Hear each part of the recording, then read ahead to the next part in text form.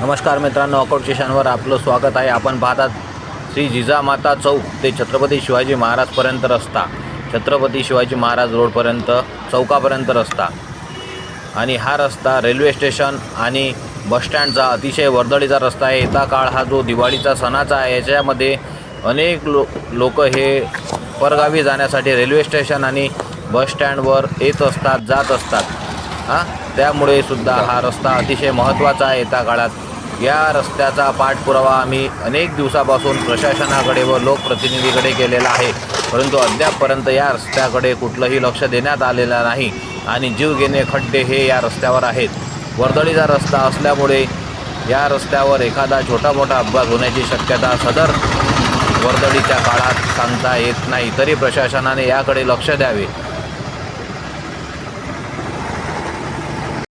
असे मत जनतेत व्यक्त होत आहे।